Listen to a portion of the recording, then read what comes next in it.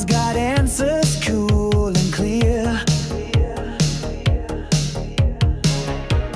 Traffic truths you'll wanna hear. Ask a traffic cop after dark, lighting up your mind like a spark. Rules of the road with a chill vibe, cruising knowledge on this late night ride.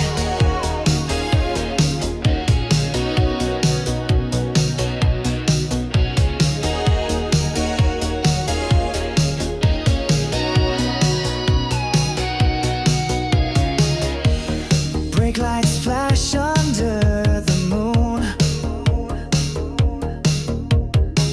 Sean's wisdom cuts through the gloom. Relaxed and fun with a steady tone. He makes the road feel like home. Ask a traffic cop after dark, lighting up your mind like a spark. Rules of the road with a chill vibe, cruising knowledge on this late night ride. From stop signs to What is going on? Happy Tuesday. What's going on? Like, really, what's going on? A good time? Any new purchases? What happened during Prime days, Prime deal days? Buy a bunch of stuff like I did? I want to know. My name is Sean Chipper. I'm a former police officer who talks about traffic safety, traffic law, and police stuff every single day, whether you like it or not. Yeah, for real. That's kind of my thing. And I got to tell you, a lot of people don't like it. A lot of people in the chats and various platforms have had issue with things I've said, which means I'm doing the right thing. If I'm having conversation that causes more conversation, well, that's a good thing, isn't it? Well, whether you agree or not, it remains to be seen. Hey, I want to share some funky stuff. I've been playing with some AI generated music, trying to find an alternative. You see, when I created the song that played at the intro, if you watch the 2 minutes intro, that was a sort of a 90s version, but I got some country versions, I got some rock versions, funk versions. I'm just gonna play them in the background. Let me know if they're too loud. But if you're digging the sound, let me know so I can make sure I replace it with one of these.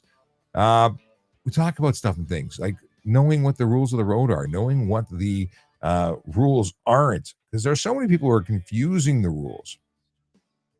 They're doing stuff and things that they shouldn't be on the road, and they're getting tickets for it, and they're getting towed for it, losing their wheels. It ain't good.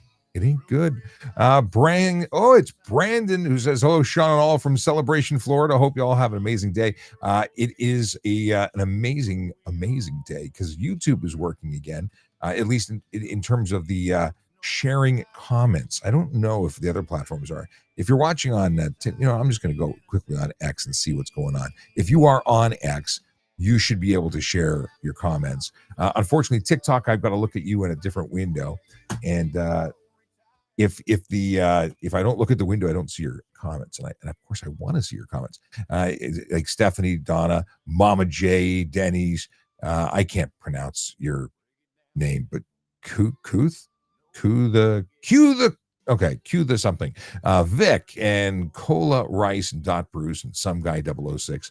Bad Cat 43, Paul A and Lewis, all y'all saying hello. Let me just give a quick. Let me see here. That's interesting. I've got the mayor of Vaughan. I called him out for something, and he responded to me. We'll read into that in a moment. That's actually very interesting. That's actually very interesting. Okay, cool. Let's see if the live stream's working. Stand by. It says stuff and things are happening. If I hit the comments, it's going to come through. Hello. It's me testing me. Hey, it works. Okay, X is live. That's phenomenal. Okay, glad to see it working. We had issues last week where it wasn't. So let's see. So let's address the deal from the mayor of Vaughan, Stephen Del Duca. Let me put the music down for a moment. So he put out a message that he was looking for money to fund some cameras. I saw it on Facebook. I thought it was interesting. Cameras that would be for crime cameras. That's what they were titled as. And I must admit, I don't know much more than that. Now, the reason I retweeted it and called him out because I spoke at a meeting where he canceled the automated enforcement cameras for Vaughan. So, what I saw here was, let's see here, Mayor Del Duca and Deputy Mayor Jackson to request funding for more crime-fighting cameras in Vaughan. So, my comments were this. Let's review. Stephen Del Duca took down cameras that caught people actually breaking traffic law. Now he wants taxpayer-funded crime-fighting cameras to watch everyone else, just in case. I said, let this sink in. You can go check out this post on VoiceOver Cop on X. Now he wants taxpayer-funded crime-fighting cameras to watch everyone just in case. Let that sink in. Speed cameras equal targeted, effective, and it's paid for by violators. Surveillance cameras, however, broad, costly, and paid for by all of us. If he'd kept the enforcement cameras, the violators could have funded a crime-fighting camera system, but no, he scrapped the plan. Why? Politics. Now every law-abiding taxpayer gets to fund a new system while wondering if catching people speeding was too controversial, how long before this gets canceled too? And I went on to say, if it doesn't make sense, but then again, it doesn't make sense, but then again, politics rarely does.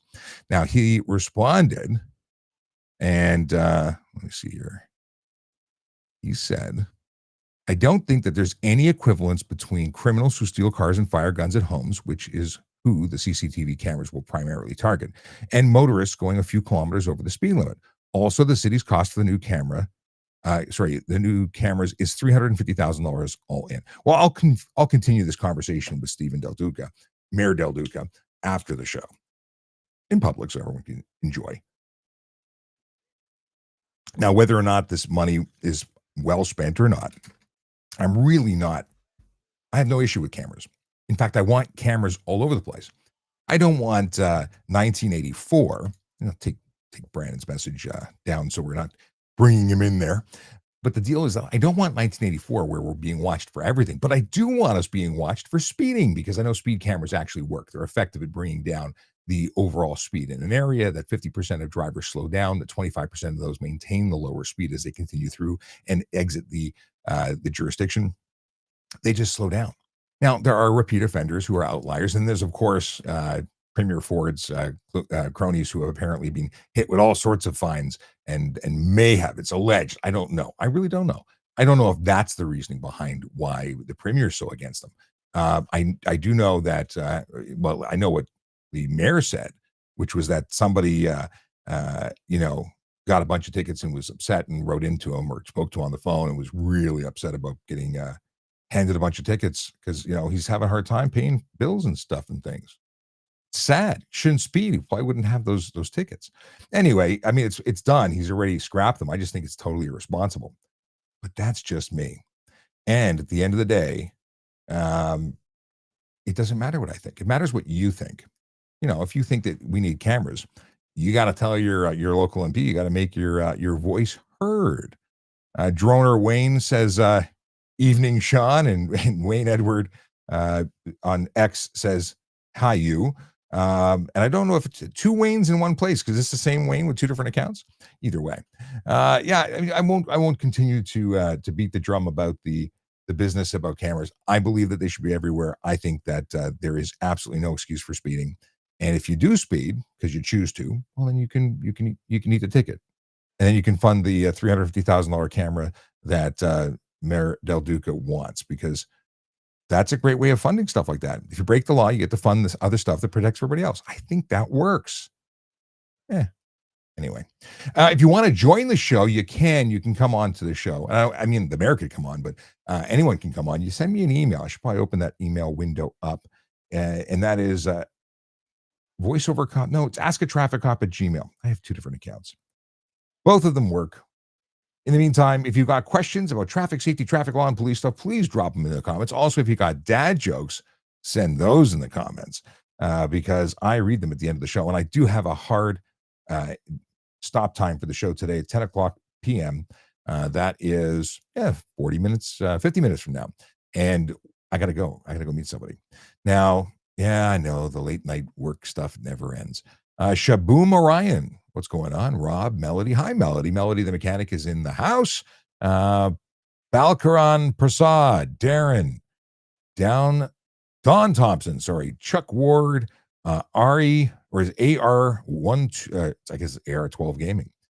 We've got Shirley, Aaron, we got Mike Murray and Desmond, and I've got lots of people who jumped in. Hey, what's going on? If you're not already following the channel, please do. If you are interested in knowing stuff and things about traffic safety, traffic law, and police stuff, this is the right place. I'm a former police officer who talks about all of those things all of the time. I used to do this 5 days a week when I was a police officer in Toronto. I have since retired from policing to move on to bigger, better things. Now, when I say bigger, better things, I really just mean being able to say what I want, when I want, how I want, and be able to be around for family. There's things that I can talk about that maybe I couldn't have talked about while I was a police officer. I certainly couldn't have called out the mayor. Even if we have different opinions, I think it's good to have these conversations. Okay. Honda Miggs, what's going on? He's on Instagram. Looking over here, not to, I got a bunch of, any comments here? Woodell Engineering. I just want to make sure. Honda Miggs says, Sean, what is the best way to bring attention to the cyclist e-bike problem? I think it's time something is done about it, especially after the one e-bike I saw on the highway. There is so much to unpack there. E-bikes and e-kick scooters, I got a big problem with them. I got a problem with everything. I have a problem with those that choose to, pick and choose which laws they follow. So e-bikes are fantastic. I own one. I own two, although one of them is under repair at the moment. They are legal, compliant e-bikes. That means that they do not or are not capable of exceeding 32 kilometers an hour on a flat surface. They have no more than 500-watt motors. They have no more weight than 120. They do not weigh more than 120 kilos, and they have functioning pedals. That's it. That's what's required.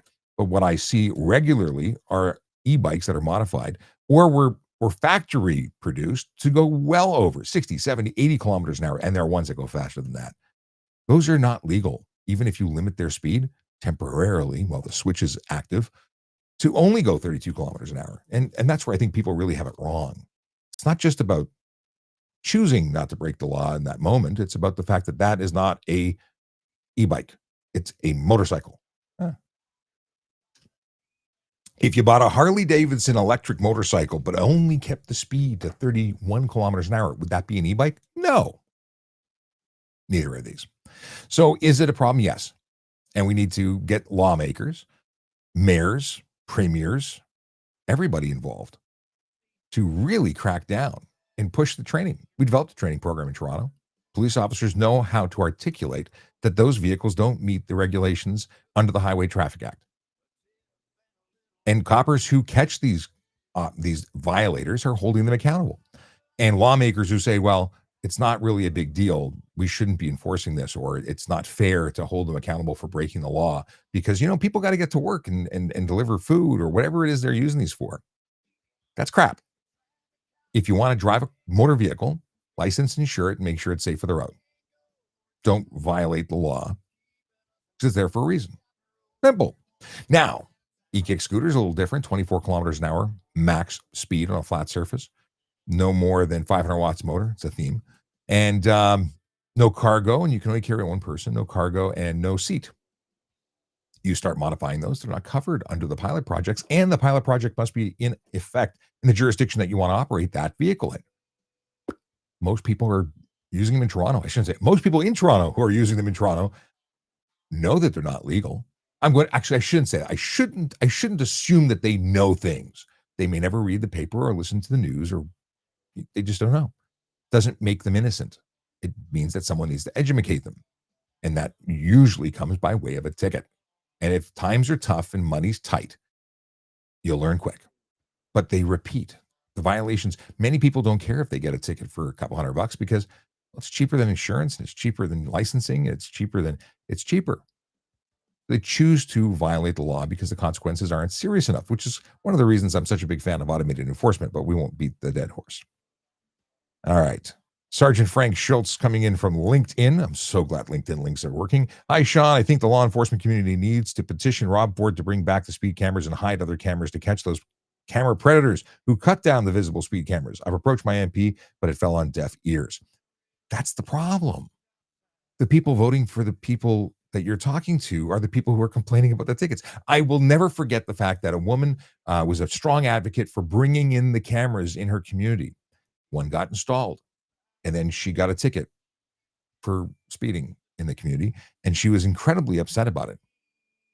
She brought the cameras because of a concern in her community and then got a ticket for violating the laws she was complaining that others violated. And then it is what it is. Yeah. All right. Melody's thanking or asking Sammy to be patient. Let me try and catch up to some because I've been just on my soapbox talking about stuff and things. Okay. Sammy wants to know, and he was really in there. Like Casper says, it's Tuesday already. I know it's hard to believe, right? Sammy says, can a bicycle use an entire lane when riding, or do they need to hug the curb? This is a good question. It depends. It depends because sometimes they have to take the whole lane for their own safety. There's something on the road. There's a hole. There's a giant pothole. They have to take the space. There's pylons. There's a reason that they can't go to the side. There's flooding. There's lots of water. In those circumstances, yes, they can take the whole lane. And if there's no reason that they have to be over there for safety, they can take the whole lane only if they can maintain the flow of traffic.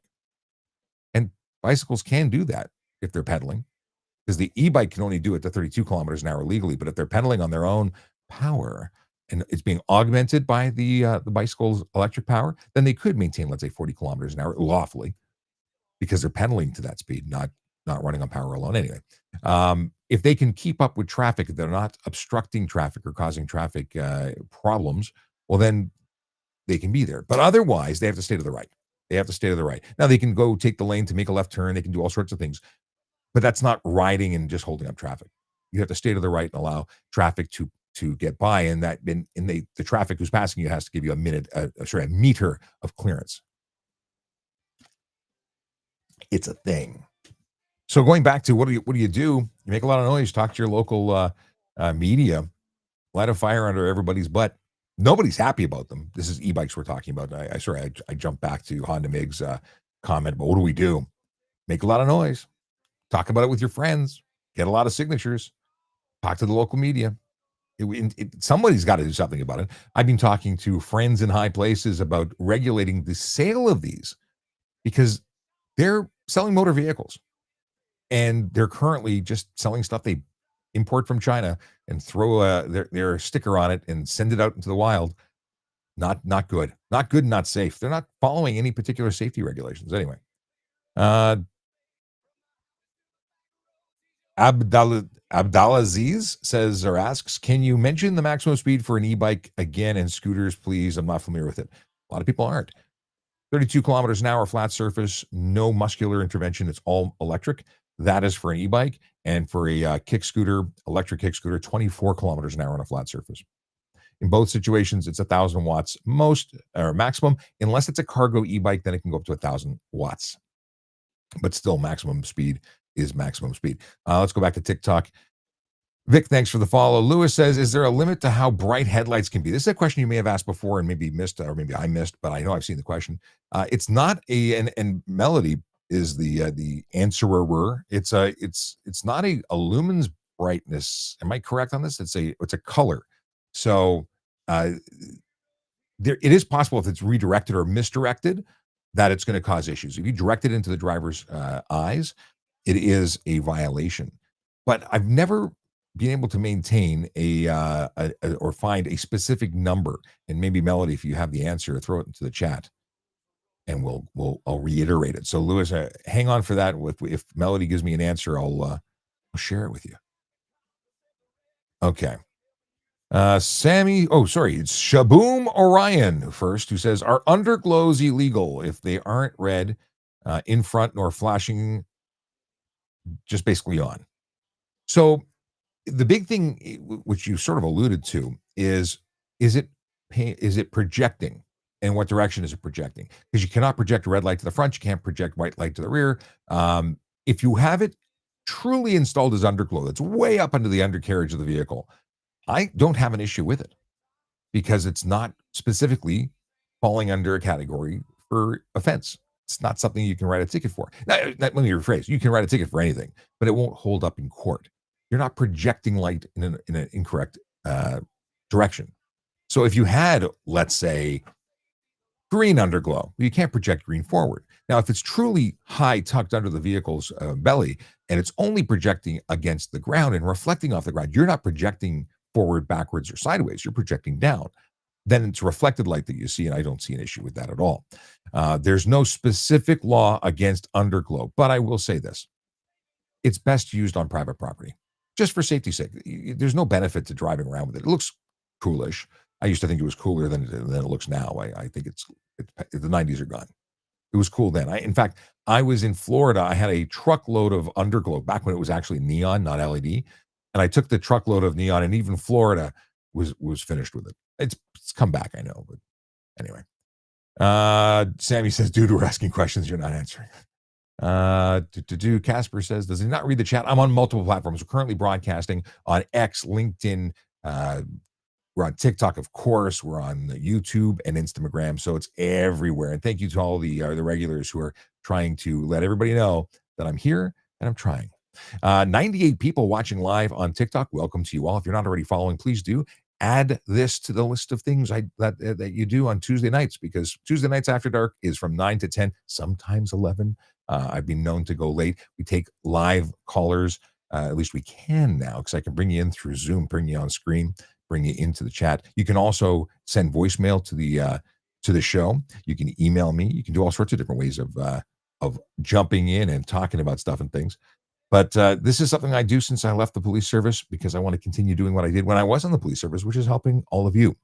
My goal is to save you money by not having you break the law. It's not about getting out of the tickets that you receive. It's about understanding the laws, their reasoning, and maybe that changes your mind about what you do. At very least, if you know what the rules are, you can avoid breaking them. Okay, let's see here. Lots of people get away. What are you talking?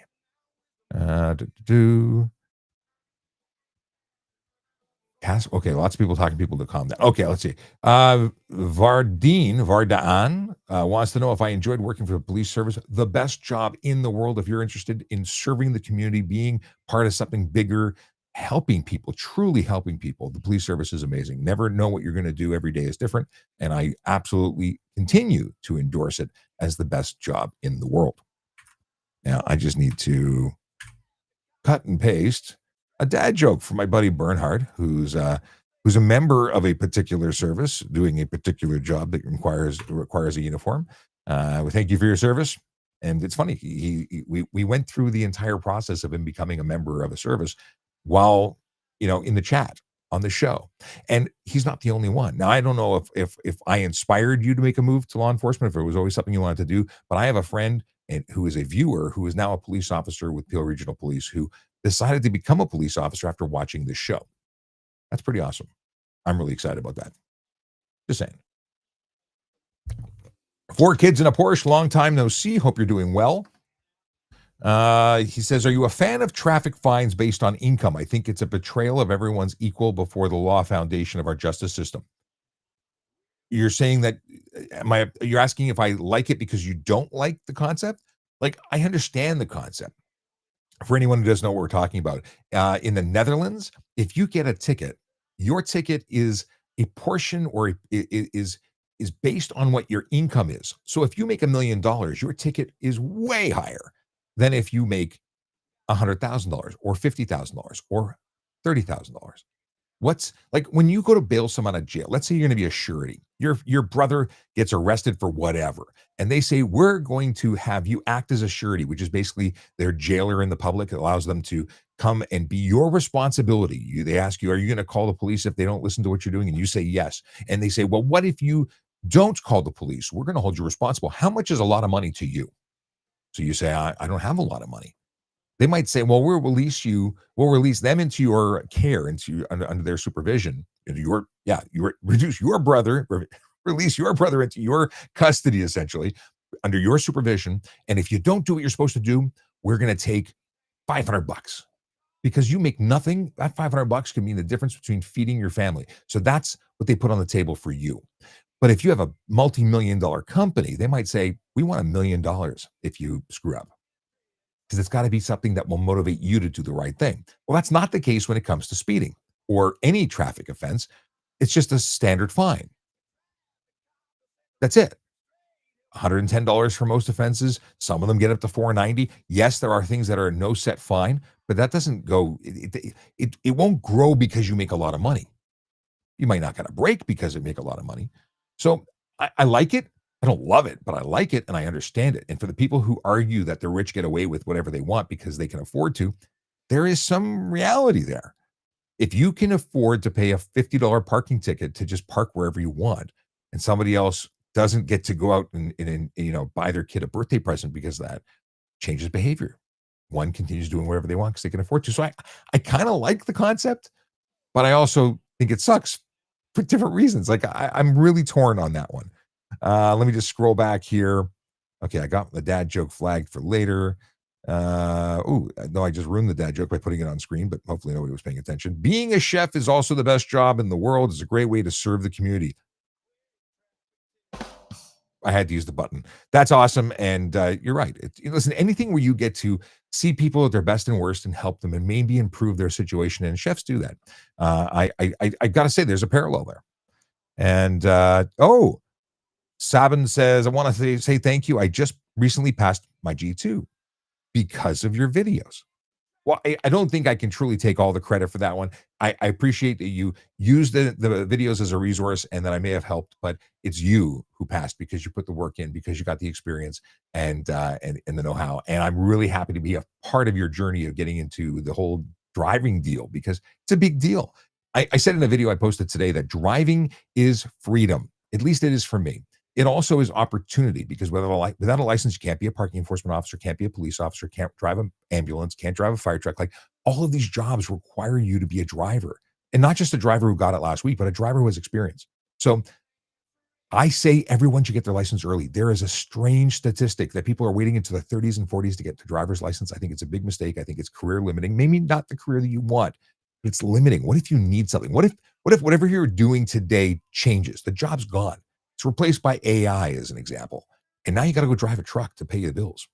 You got opportunities and options with a license you don't have with a bicycle. Not everybody likes vehicles. I get it. Okay. Scroll. Let me see what I got here. Decepticons Forever says, Sean, do you think they should just have a speed enforcement cameras in school? Oh, sorry. Do you think they should just have the speed enforcement cameras in school zones? For some reason, and I have this conversation with people every single day, I think they should be everywhere. Schools are used by the community. There's ASL programs after school. There's night school. There's day school. There's kids using the park. There's people playing tennis in the school year. Why should we only limit speeding, which is illegal all of the time, by saying it's only in school zones and only at a certain time? And sorry, you asked about school zones. I'm saying everywhere, but many people say, well, it should only be when school's on. Well, when school's actually on, kids are in class, not on the streets. It's before, after, and around. Anyway, I get into the minutia. I think that I don't think there's a road anywhere that should be not enforced by cameras because you're never allowed to speed. By saying that it's only certain areas that are important enough to enforce suggests that we're okay with speeding, which is my big problem with Stephen Del Duca, the mayor of Vaughan, getting rid of them, saying, well, people are unhappy about getting caught speeding and we're going to get rid of that. And times are tough, so we don't want to make it look like we're after you. No, you should just do the freaking speed limit and keep roads safe for everybody because people die on the roads every single day. Yeah. The road fatalities, if you add them up around the world, or if you want to just use Ontario, it's big numbers. It's big numbers. And if it was your family member that died as a result of somebody else's actions, you'd care. But because most people are statistically, a couple of steps away from someone who has been seriously injured or, wounded to the point that they don't come home, i.e., they are no more, people don't feel it. Once you lose somebody or have someone who's injured, that sure as hell changes things for you. I'll never forget Mother Marshall used to be the head judge of Toronto. I believe she's passed away, which she was a wonderful lady. I believe she, and if she's alive, I'm really sorry, but I think she's passed away. She was kind of soft on break and enters from my remembering when I worked at Thousand Finch as a court officer. Well, once her house was burglarized, she was no longer soft on break and enters. because she had a personal experience. If you lost someone or had a kid got hurt or a friend who got hurt, someone who had a tragic story where their life was altered because of a collision, you'd probably change your tune about speeding. But until it hurts you personally, people forget that it's kind of important. It's like impaired driving. Judges were soft on that for a long time. Okay. What do we got here? Bulbs have to be labeled as certain types. So the answer to Lewis is that bulbs have to be approved for brightness. They have to be certain types. Uh, okay. Apparently, Casper and Q the Clefty says somebody wants somebody else to calm down, but they are calm. I don't know what's going on there. Question was, you still with TPS or you retired? Keep up the good work, brother. That's Norm who's asking. Norm, I left over a year ago now. It was September of last year that I left the service, and it's been a really interesting road.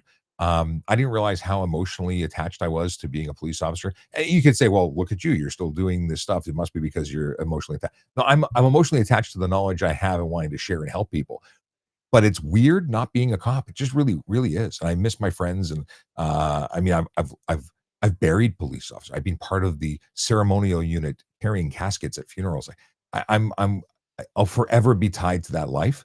But it's weird not being a cop anymore. And people talk about this all the time when they are retiring. I just happen to do it really, really early, and I'm not really retired in the regular sense. I don't sit home and wait for a pension. I don't have a pension. I pulled my pension. I work. I have businesses, and I'm now doing consulting and not for profit work and all sorts of things. Okay, okay. Let's see here. Oh, okay. So Sabin followed up and said, "Is it Sabin or Sabine?" I'm having mouse problems here. What's going on? Says that they had a hard time focusing on the book, so I was able to help make that a little easier for them. I'm glad to hear that. Why are things not scrolling? Okay, we've got what if stunt driving, talking on the phone, and second offense speeding, which the vehicle's impounded for automatic. Oh, what if? So this is Brandon's suggestion. Why is my mouse not responding? I'm having mouse problems. Okay, here's my mouse is back. So the question from Brandon is, I'll come back to TikTok in a second. What if stunt driving, talking on the phone, and second offense speeding vehicles impounded for automatic 35 days? Well, again, people would lose their minds. It's a lot of money. It's like $1,500 so that's gonna be over $3,000 in storage and towing, just based on the rates that as I know them to be. They may have gone up from there, but yeah, like the 14 days when you get stunt driving currently, it's about $1,600, not to mention other consequences. Hmm. Yeah, I think people would lose their minds. I'm not against it. I think it's great. I absolutely think it's great. I think taking your vehicle away, keep the fine. We'll just take the car away. That screws your life up enough that maybe they think twice about it. Maybe. Is it legal to drive with a crack in the windshield as long as it does not impede your vision? Um, I'm going to say it's considered unsafe. There's impeding your vision is one thing, but the fact that the windshield is no longer stable would make it unsafe. And Andrea, is it Andreas Randall? Maybe there's no space, so I have to guess. Love the show. Listen to you on News Talk 1010. Thank you very much. I'm glad that you enjoy, and I appreciate you tuning in here from having heard there, or vice versa. Yeah, it's awesome. I have a lot of fun with Jerry Agar. Melody, if you heard that about windshields, let me know. Windshields cracked, is it instantly unsafe from the mechanical perspective? I know you can't certify it as a safe vehicle, so that would support it's an unsafe. I got to tell you, very rarely have I had a vehicle stop, including a windshield that was broken. I don't know. It's just never something I came across. Not something I testified against. So I don't have that articulable cause, that whole explanation for doing it. I understand the mechanics of it. I understand what I would do, but I've never done it. I've never been tested in court for it. Just I have no recollection of ever charging anyone for that offense. Okay. Oh gosh, people are getting into politics here. In calling out politics is one thing, but accusing people of being liberals or conservatives that's different. Let's leave the politics out. Unless you want to talk about politicians, that's different. Is that in USA or Canada? Who are they talking to? Oh, maybe they're talking about pursuits. I caught part of your conversation. U.S. cops other than New York and New Jersey don't play. Oh, I've seen some pretty radical car chase. I would love to just do a car channel where I just talk about car chases, like review the videos, because man, we don't see that kind of stuff here. Anyone on the channel, whether it be a dispatcher, anyone monitoring who has a safety concern, can call off that pursuit here because it involves everybody. Like, yeah, we rarely chase to the point of putting the public at risk. And Four Kids in a Porsche clarifies, saying he's against adjusting fines based on income. Yeah, I get your perspective, and that's why I'm so about it. I get it. Like if someone who is making a ton of money, that would seriously change the behavior. But maybe that would be the motivation to change the behavior. Like I'm torn because I get the benefits of why they would do it. Because how do you motivate someone to do it if they've got money and they don't care? Let's see here. Norm says you're doing great work. Thank you very much, Norm. TPS 39 says, nice to still you're here promoting your passion for traffic safety. Oh yes, I am unfortunately bound to it for life. I love it. It's great. And I've got to tell you, I've thought about coming back. I really have. It just doesn't work for me right now. And maybe one day I'll don the uniform again. Maybe not. See, I have started, and as I go away from traffic conversation for 1 second, I got hurt in 2018 on a motorcycle on duty. So I got hit by a car, and that changed my life. It did get me in front of a camera, and it changed my life positively for becoming a internet social media guy. That I never had planned on doing this, but it changed my life and took me out of the game that I loved, which was being on the road and doing the thing that I do as a traffic cop, as a cop in general. And I love doing that. I had to reinvent myself when I couldn't walk and do stairs the way I was accustomed to doing. It changed your life. I got seriously injured, and I was told I couldn't do what I used to do. I was limited by doctors; they wouldn't let me go back on the road, and that really changed things. Not only was there a cut pay, because I couldn't work extra hours, I couldn't do overtime, I couldn't do pay duties, there was a lot of money I was losing. Financially aside, I just wasn't getting the same fulfillment, but because I couldn't help people, I wasn't doing this. This was an invention later. But when I started doing this, I really got a lot of satisfaction. I love being able to help and answer questions. Different than when I signed up for, but still good. Uh, how did I get into this? I was saying one of the things that really messed me up when I was injured was that I gained a bunch of weight. I was stuck behind a desk. I wasn't physically active like I had been when I was on the road, when I was going to the gym and doing my thing. So as an injured person, I started putting on weight. I put on like 50 pounds. I'm very happy to report that I've lost more than 50 pounds since losing the weight since leaving the police. And I feel great. One of the things that I've just put back into the game, and it sort of coincides with the would I ever come back to the police service. Well, I've started a push-up routine and a planking routine. And I'm doing it with my kids. We're doing this together because I really want to be a good influence for them. But I feel really good. I don't feel magical like I'm going to do the Rocky Balboa run up the stairs thing, but I am feeling a whole lot better. Stephen Bell says, hi, Sean. How are you today? Stephen's in London, Ontario. How's it going, Stephen? I'm doing all right. I can't complain. Things are good. Okay, let's scroll back and try and catch up on some of these questions on the TikTok.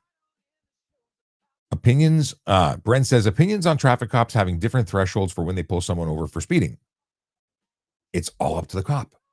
I understand why some cops would say, I'm going for the high speeders. Everyone's doing 10 over, 20 over. I'm going for the 30, 40 because they want to make a real serious impact for the people who are making the most risk on the road. My opinion was, if you are going over a certain percentage, and the most part, that was like 15 over and a 60, that was where I was laying charges. That's 75 and a 60 is 25% over the limit. I was happy to write that ticket all day long. And if it was under 20, I usually dropped it down to 15 over because there was no demerit points. Now, if you've been watching my channel for a long time, you'll know that demerit points don't really matter for your insurance. That's about tracking your driver's license history and determining whether or not they're going to suspend you for certain activities. Maybe because you're a learner, if you're someone who's under 21, as a young person, you could get a suspension by having a ticket that carries 4 demerit points. You get a 30-day suspension the first time you get one. Many drivers don't know that. and I'd cut drivers a break that way, but I'd still charge you at under 20 over down to the 15, or if he was in a slower speed zone, like you're doing 10 over and a 30, that's over 25% over. So I'd happily give you the ticket there. I think that cops need to give more tickets for slower speeders. I think that if you got pulled over for 20 over, that would change your behavior. Because right now people say you can do 20 over and you'll never get picked up. You'll never get charged. Well, it depends on which cop you get. But no, I absolutely know that you'll get pulled over and charged by the right officer. And I encourage when I train, when I teach, when I speak to as a traffic guide to new coppers and old coppers alike, I really try and push. You want to do the 50 overs? You want to do all the stunts? No problem. 1 in 10 do 20 over. 1 in 10 do 10 over. Because that story will go far and wide amongst those who choose to speed, knowing that changing the opinion that you can just get away with it and that the police are okay with it. Like when I started as an auxiliary officer in 2000, I was told, do 20 over. Everyone does 20 over. If you do less than 20 over, you're going to slow down traffic. That's the wrong message to be sending. I'm sorry. It's just wrong. Left-hand turns, please. Is it ever okay to cross solid double yellow lines? In Ontario, yes, if you can be doing it safely. Those lines tell you it's not a good idea. But there's no law in Ontario at the moment, and it might be changing because every other province makes it unlawful to pass in those areas. Now, making a left turn, if you're talking about making a left turn into a driveway, that's not passing. But if you can, it's dangerous, but not necessarily illegal. Now, you have to know that yellow lines and white lines mean different things. You may not know what they actually mean. Many people think that a white line is law and a yellow line is caution. The reality is a white line means that the traffic on the other side of that line is going in the same direction as you are, and a yellow line means they're going in the opposite direction. It's the thing. If you cross the line and you cause a collision, you are responsible for the collision. You're responsible for whatever you do in Ontario. And the fact that there was a line there just says, you had a warning and you chose not to follow it. So it could hurt you, but it's not a specific charge for crossing the line. In other provinces, I think all other provinces, it's actually an offense. Now, in terms of a left turn, I can't imagine them making it against the law to make a left turn across a yellow line because you're turning a driveway. But it depends on the jurisdiction. Are you on a municipal road or are you on a major highway? It could be different. Know the laws in your local jurisdiction. Speak to a local police officer. They're happy to take they may not be happy, but they'll take your calls and they'll answer your questions. One of the things that Ask a Traffic Cop is trying to be, and Ask a Traffic Cop is part of the not-for-profit organization that I created when I left. It's called the Canadian Organization for Better Traffic Safety and Education. And that's what's doing this. It's in conjunction with Better Traffic that we're making sure that this is funded and going and hopefully lives on to be well beyond my ability to help out. And my goal is to have police officers, active serving police officers, join the show as guests to answer questions in different jurisdictions. I'd like to have a BC version, and I've had active serving British Columbia officers, Alberta, I should say, Alberta officers, not British Columbia officers. I'd like some BC officers.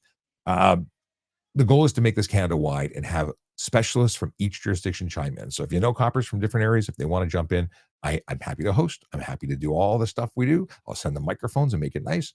Just want to have them share information that's locally accurate. Because I can speculate and I can look things up, but they're the experts and I want them to be the answering body. Okay. Oh, it was a drum thing. I'm listening. What is that sound? Can you hear the music, by the way? Let me just double check.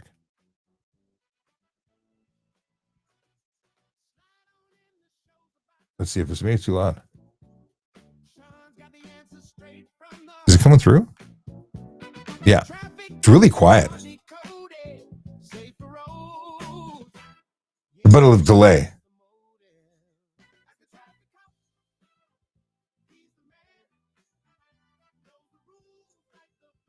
Okay. Turning it back down. If it's too loud, let me know. A little funk in the background. Okay. We got. Lucas Bain. How long do warnings last for speeding? Warnings can be verbal, printed. That's warnings, verbal or printed. So in Ontario, if you get a verbal warning, your name will likely be noted in an officer's memo book and be associated with a stop. But it's really not a warning. It exists that You were pulled over and that's it. If it's a POA warning in Ontario, that goes into a police database and it's there forever. I don't think 25 years at least. If it's a charge, the stop in the police record is there forever. The charge gets filed and it goes through. If you're convicted, paying for it or going to court and losing and, or being found guilty, that's going to impact your life for 3 years. The conviction will stay on for 3 years. At least it'll be there forever in terms of your license history, the long form. But insurance companies only see 3 years of active history. Demerit points stay on for 2 years. And this is where it gets all messed up. Demerit points stay on for 2 years from the date of the offense. Your conviction stays on from 3 years from the date of conviction. So you have two different clocks running. If you have a year waiting to go to court because of stuff and things, and you're convicted a year after the offense, the demerit points are only there for a year further, but the conviction stays for 3 years. Makes a lot of sense, don't it? Stephen Bell wants to know about what about going 40 and a 50, 40 over? Sorry, what about going 40 in a 50 zone? Doing 10 under? Is it illegal? No. 10 under is not illegal. Could it be justified? Heck, you do 40 kilometers an hour in the 90 almost every day in traffic on the way home on the DVP if you're driving in Toronto. Not illegal. But if you're doing 40 and everyone else is doing 90, that is unnecessary slow driving. And if it is necessary because your vehicle is disabled, then it's necessary for you to pull off and get a tow because that's not safe. Okay. Yes, Melody jumped in on that, but the underglow. Ryan says, is Garda World or any other money truck exempt from parking tickets? Nope. I used to drive for Brinks. I left the service, moved to Florida, came back, and before my application to rejoin the police service had been processed, I went to work for Brinks, and I drove truck because it was something to do on a casual basis and make a couple extra bucks. And it was good. They were great. It's some great folks. And if you pull up in a no parking zone and a parking enforcement officer slaps it on the truck, take the ticket. And you deal with it because you're responsible, and that's what happens. And it's just understood. They're going to negotiate that away with the same as FedEx and all of them. They take the ticket. It's not exempt, but they do what they do because of safety. Hannah wants to know. Hannah Gucci says, what happens if your license is expired and you get stopped? What happens? You get charged for driving without a license because an expired license means you have no license. You're not lawfully permitted to drive, or it's unlawful for you to drive. Yeah. Yeah. What's that Chit character? That Chit character is ever. Yeah. Yeah.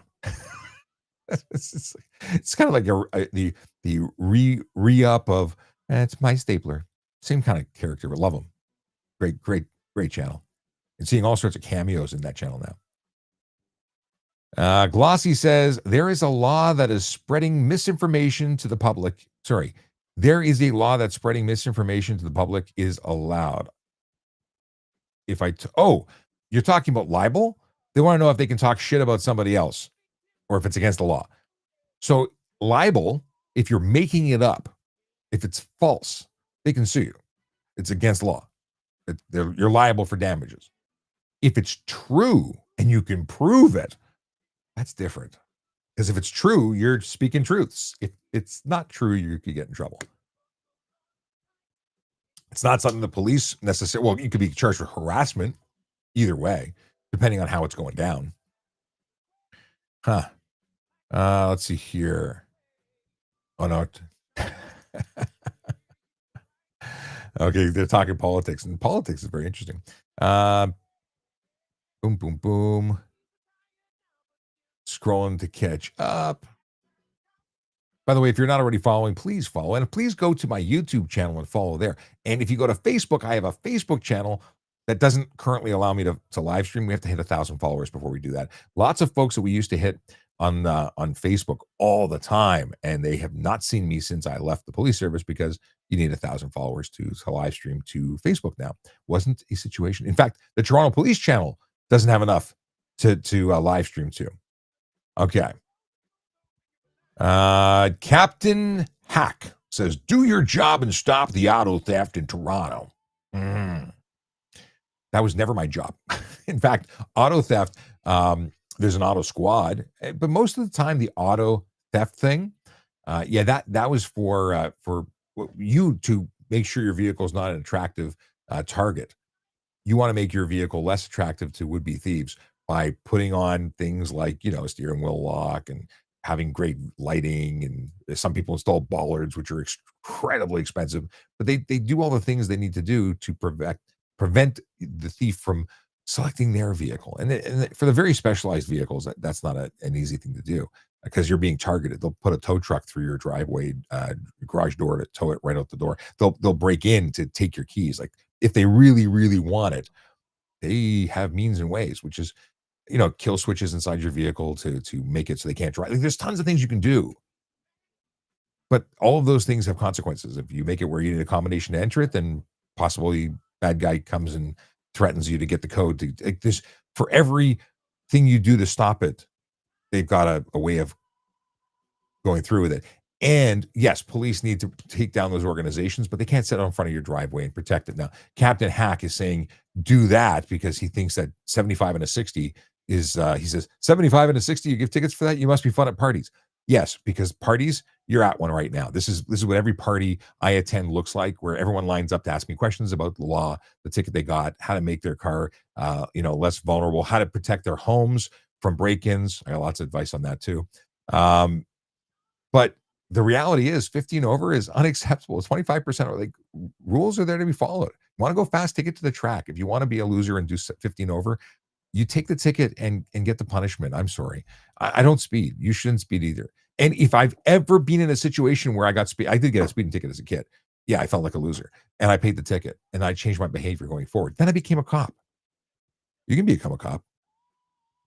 But Ethan says, "Bro, let me go in middle of winter." What is Ethan talking about?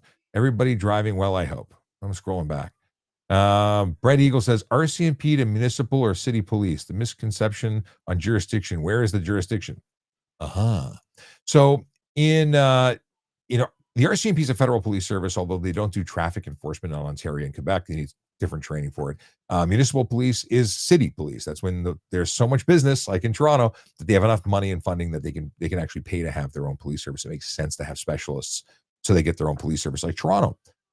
And they know the city, like having a city, a federal police service handle local policing really wouldn't make a lot of sense. And the deal is that provincial police, who are provincial police, charge municipalities for policing, but then they get other people's police, literally the OPP, coming in and helping out. And very often when a community needs or has enough tax revenue to justify having their own police service, they get their own police service. Although that's back and forth, it's different. It's very different. They all have jurisdiction though, except for what I was saying in Ontario with RCMP. And there are officers specifically who have authority. From my understanding, they come in, they do a training course, they can do traffic as well. But why would they? We have enough police to do this stuff. Well, not really. We have. I've talked a lot about this. The fact is, we don't have enough police. We're understaffed, but RCMP aren't here for that. Yeah, it's very interesting. The entire a police officer who's sworn in for Ontario has jurisdiction across Ontario for enforcement of for specifically for Highway Traffic Act. Though there's some rules about jurisdictions, how many jurisdictions over from their home jurisdiction, and that's more about sending you to court because you have to come back to the court where it was issued. So if I were to be in York Region as a Toronto police officer and give you a ticket, that's a legitimate ticket. I can write you that ticket. You go to Toronto for court because that's my court. But if I was in Barrie, I couldn't write you a ticket with a Toronto book. What I would do is I'd pull you over, and then I'd have a Barrie officer write the ticket, and then I'd become a witness, and I'd go to court in Barrie to testify to that. So same but different. Interesting. What we got here? Peter D. Batista. What do we got here? Say word, bad weekend for me. What are we talking about? Anthony. Okay, I'm scrolling back because apparently I missed your question. Apparently I've lost a lot of questions because they got it updated and scrolled ahead. Are there demerit points issued to a passenger not wearing a seatbelt? I don't think so. I'm going to double check. I honestly don't remember. Again, not a lot of passengers not wearing seatbelts in my time. Let me go here. I'm going to open up the magical. I don't think there are. Let's find out. Because there's one way to confirm. Okay. Belt. Yeah, they don't put seatbelt as one word, and I tend to want to. Passenger failed to occupy position with seatbelt. No demerit points. Drive with seatbelt inoperative. This is drive. Driver. This is passenger failed to. I'm going to say no because those don't have any demerit points. I don't think there are points for passengers. And remember, points are not issued by courts; they are issued by the licensing body, by the Ministry of Transportation. And you don't have to have a driver's license to be a passenger. So right then and there, I'm going to say not applicable. I have to logic through it for a second. You don't have to have you wouldn't have to, you would not even have to surrender your license as a passenger. You could just say my name is this and I live at this address and that's it. In Ontario, can you get on the highway with a G2? With a G2, you can drive on the highway. Yes. There are restrictions in the first 6 months and the second 6 months of your being a licensed G2 driver, and that you can't drive with a certain number of passengers if you're under the age of 21. Or yeah, under 21. I think it's just 21. I think it stops at 21. Okay, but you can drive alone. Absolutely. Let's see here. And yes, Anthony says that there are demerit points if the passenger who's not wearing the seatbelt is under the age of 16. So if you that is a driver offense. The driver gets a ticket altogether, not just the points. They get everything.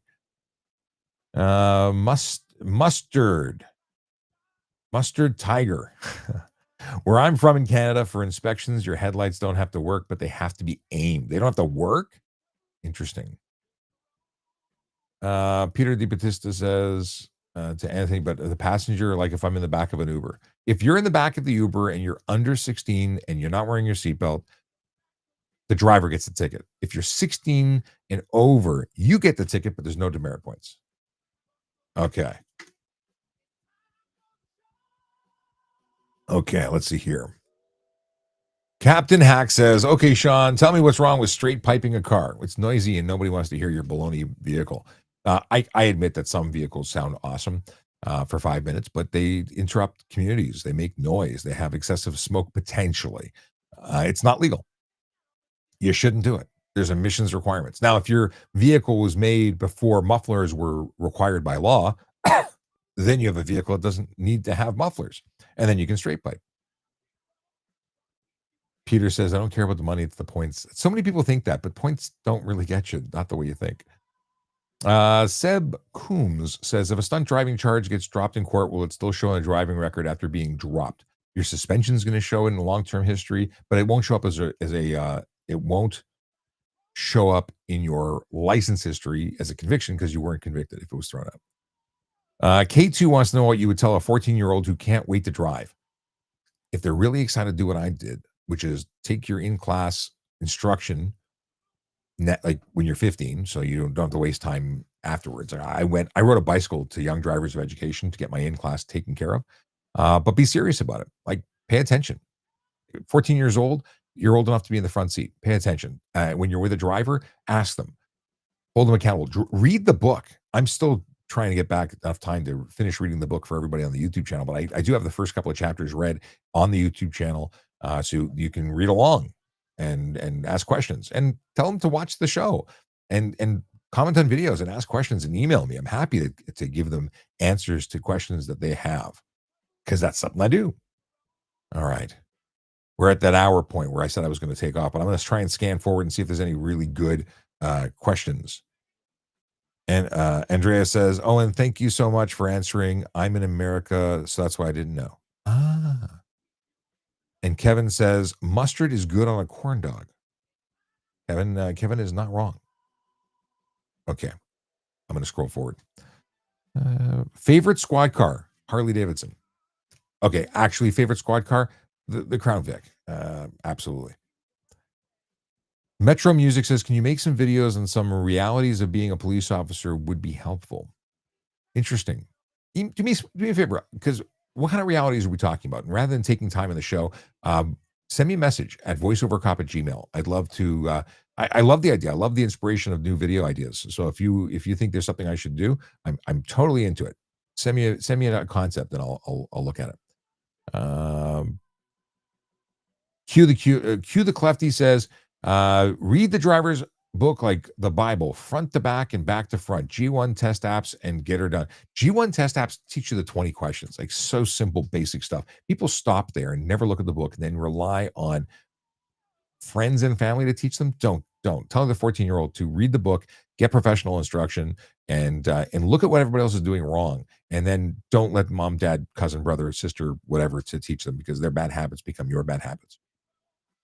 The golfer says bicycles must have helmets. I wish that unfortunately, Ontario law says when you're 18 years old, you can make poor decisions about helmets. And it's wrong. Everyone should wear a helmet. So what if you get a bad hair day because of it? It does protect your melon in the event of a collision. If someone was doing double the limit for a medical emergency, what would you do? I think that's what they're saying. I would suggest they call an ambulance. In fact, if I pulled them over for doing that, depending on the situation, and this always depends, I would likely call an ambulance and have them meet us there. And if first aid was required, I would either perform that first aid or if it was something that was truly life altering or life threatening, truly, because everyone thinks emergency. I pulled over somebody who was dealing with an emergency. What was the emergency? They hadn't fed their dog. Their dog was hungry. Not an emergency. So everyone's got a different, but if someone's really like, maybe I would put them in my squad car and I would have raced them to the hospital with lights and sirens and the lawful ability to do it. With calling in every, a emergency run where I would try and get everyone on the road and I would obviously have to loop dispatch and supervise. So that doesn't just happen. But I've been involved with stuff like that. I had an emergency run when I got hit by when I was on the motorcycle and got hit. It was an emergency run to the hospital. They shut down every intersection from where I was to the hospital. That's the way to do it and to do it safely. Decepticons Forever says you can't beat the Crown Vic. PR Jenkins 77 says if I have footage on my dash cam and a police officer asked for it, do I have to turn it over? It can be seized as evidence. Yes, they'll just seize it. It's not even have to hand it over. They'll take it. If there's a justification, if they can justify why they need it, but to preserve that evidence, they can just take your whole camera. And you get it back. But at the end of the case, it's easier to give them the footage and not give up your camera. Janelle Sherwood says, Janelle Sherwood, late. I can't pronounce your last name today. But Mr. Stakes better have, I'm assuming. Do you need to stop with a school bus opposite side of the road if there's a median between you and the bus? So depends what you mean by median. So a 2-foot median, because there's traffic signals there, is different than a median that divides the entire roadway, making that roadway a divided highway. The best example I have of a divided highway is the 401. That is 2 one-way roads where traffic is not going to be on the wrong side of that road. If it's a 1, 2, 3 meter median, I would say you have to stop. If you have one that runs the length of the roadway to the next intersection, for instance, I would say that is likely a divided highway. The reason is that a vehicle is not going to cross it. So you have to stop because, well, now we're talking about, I went to emergency vehicles. It's going to be divided because the school, the kids could be crossing. No, the kids couldn't be crossing there. If it's, see, is university going to be, no, university is going to be divided. It's got planters. It's got things. It clearly meets the definition, in my opinion. And then you wouldn't have to in that situation. But here's the deal. Kids do some pretty strange things. But I can't imagine a school bus pulling up to an area that has a median or a grassy knoll. I'd say you wouldn't have to stop. The problem is we've got things that are decorative now that don't really fit the definition of divided. But optically, it looks like divided. I understand the confusion. I'll have to circle back on that. I want to see if there's actually a textbook definition, if there's a catalog of roads. Now I'm curious. Okay. A few more minutes. Let me see if I'm going to have an issue. Boom, boom, boom.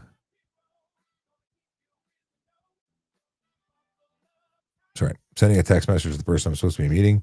And if they say, no, I'm too tired, then I will be able to continue for a little while longer. If he says, we got to go, I got to go. Okay. Peter DiBattista says people who drive 70 kilometers per hour in the left lane on Highway 11 should be arrested.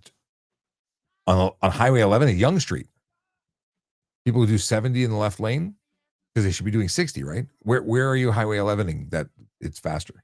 Because my Highway 11 is 60 kilometers an hour. Okay. If you're driving and you only press the volume up, is that against the law? If you're driving and you press the volume up on your stereo, that's lawful. If you're pressing it on your cell phone, it's not. You shouldn't be controlling your volume on your cell phone. Now, I can tell you that if you have an Apple device, if you say, hey, you know the name, volume 70%, it will increase the volume to 70 or decrease it depending on where you were before. Voice commands rock. But you can adjust your stereo. You can't adjust your telephone, any use of your phone, other than to press one button to answer and one button to hang up to a phone that is mounted securely. Anything else is illegal. Turbo Taro says, driving in Toronto makes me want to put on a helmet sometimes. And I imagine that's so you can smash your head against the wall because it's so terrible. For years, Gasoline Alley north of Barrie, there's no metal divider and you could cross. Yeah. Okay. Don't has Nova Scotia cops. Oh, interesting. I have a Nova Scotian driving instructor. I'd love to get him on the show. I had someone put their parking ticket on my car thinking I would pay for it. Well, I'm sure you did not, and that is interesting. But people think that that's funny. I don't think it's so funny. I mean, I think it's funny when they get the ticket in the mail that they were convicted, because that's what happens when you realize that it wasn't yours, and then they don't know how do I make this go away. Josh Shemansky says, "Are fruit flies healthier than normal flies? They're high in sugar, I think." Okay. Jeff says, you pulling someone over for 10 over? So most cases it was no. I was 15 over, yes. If it was a slow day, and I mean slow day being that the fastest car on the road was 10 over, I'd probably pull him over and give him a warning. 10 over in a 30, I would give him a ticket, yes. 10 over in a 60, no. 10 over in 100, no.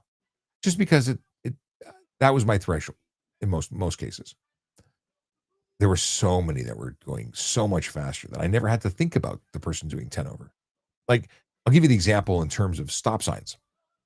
I just was interviewed for an article in Globe and Mail, and they wanted to know if you had to stop for 3 seconds in a stop sign. And I said, listen, I had people who rolled stop signs that I didn't charge because they came to almost a stop. And I had people who were doing 15 kilometers an hour through stop signs who clearly didn't see the stop sign or didn't care about the stop sign. And those are the people I focused on. When there's so many people breaking the law that are way, way above the break point, that you don't have to sit and split hairs over, did the wheels stop for no. But it's it doesn't mean that it's legal. And depending on the situation, it might be a conversation, a stop for a conversation, which could turn into charges, because sometimes people go, the hell are you doing? What are you pulling me over for? I stopped. I said, well, you didn't stop. In these conversations where you get a lot of attitude, it turns in from a conversation into a charge. How long is stunt on your record do you think a driving job is ever realistic?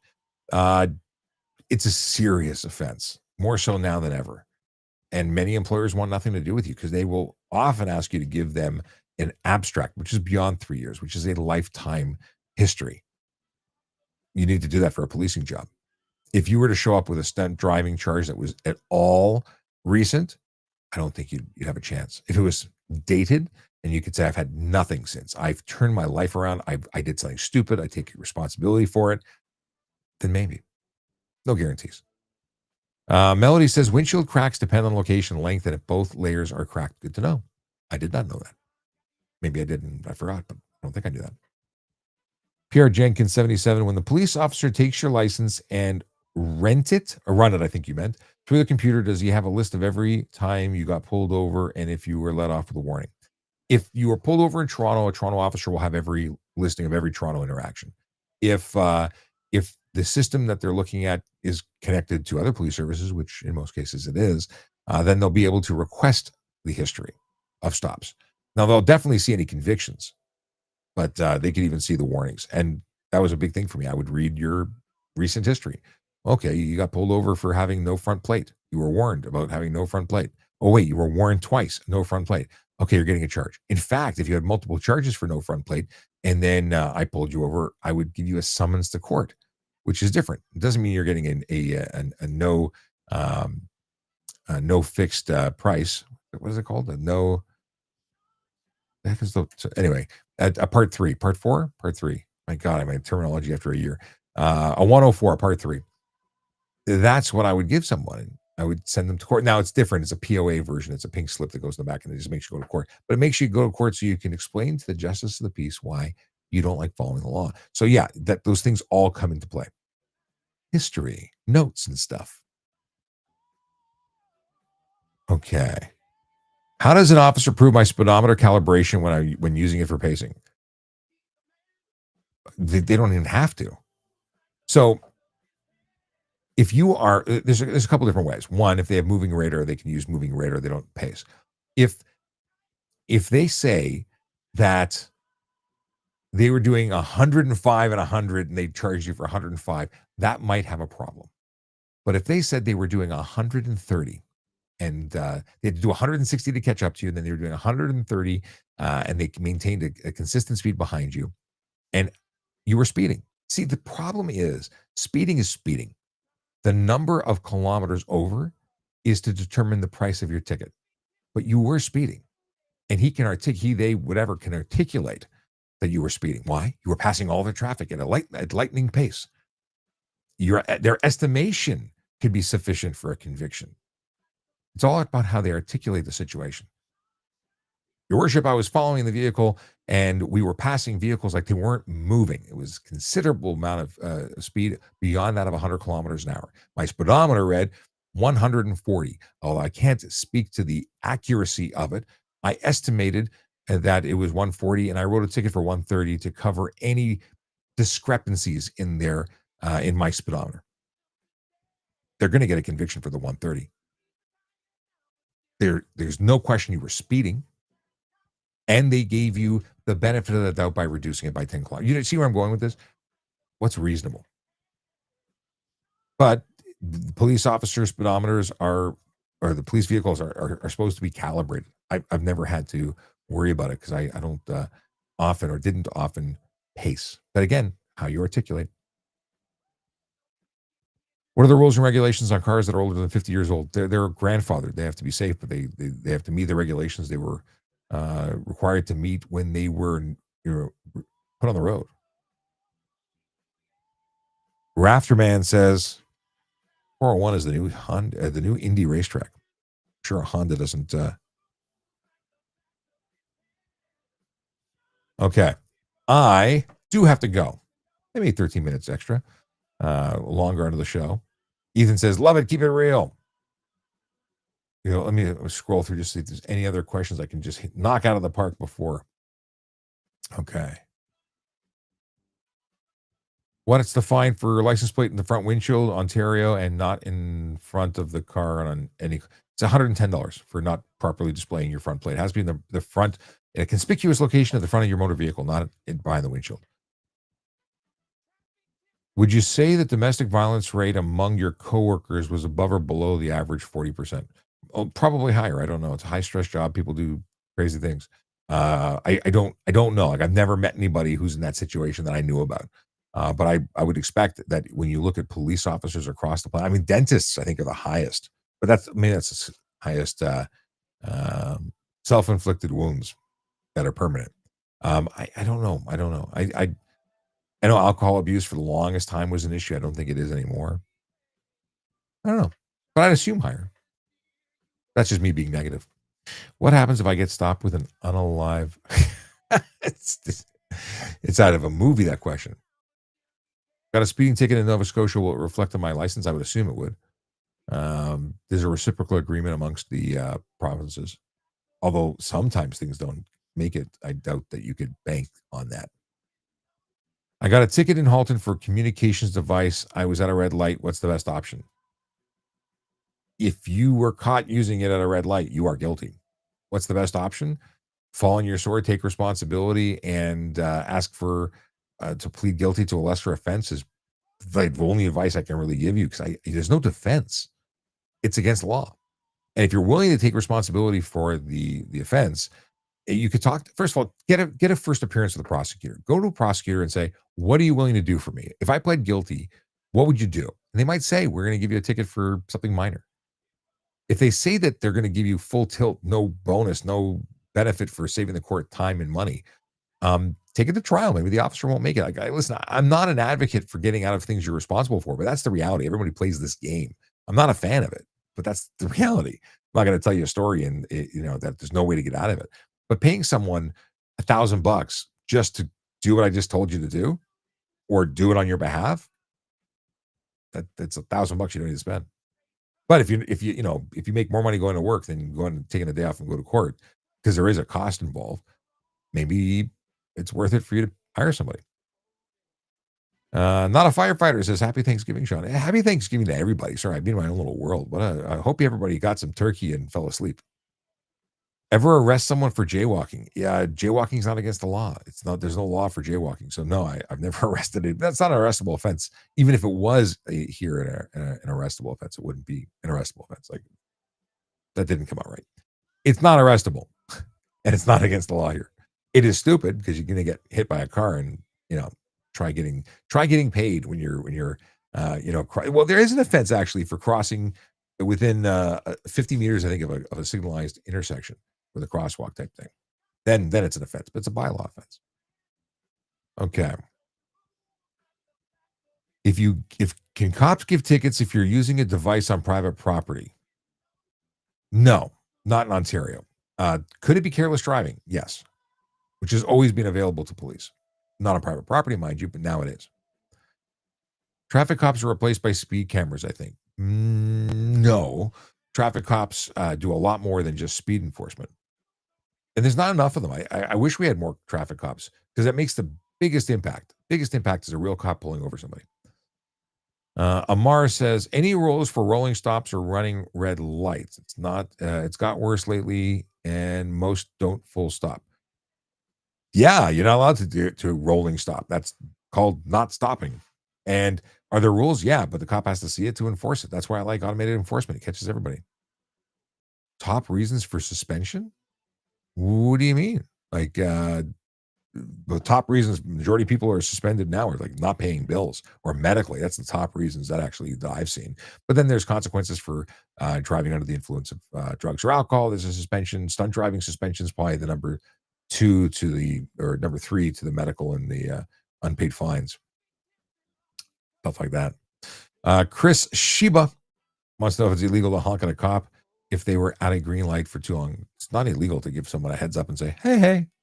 Now, which ends up getting, some cops will pull you over. What are you doing? They get self-conscious, but yeah. Better to have a conversation. A little polite meep is not the long-term the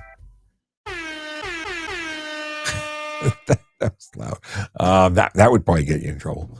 Someone would be unhappy with that. Rose says, thank you for your service. Thank you, Rose. I appreciate it. How do you get started to be a traffic cop? Be a cop first. I was a police officer, then transferred to traffic.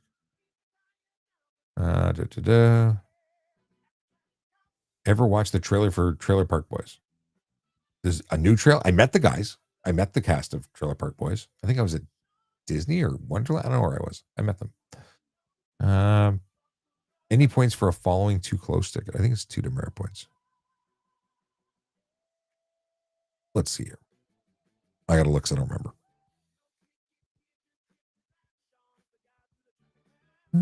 Follow too closely. 4 points. I thought it was 2. I was wrong. $110 for demerit points. Look at that.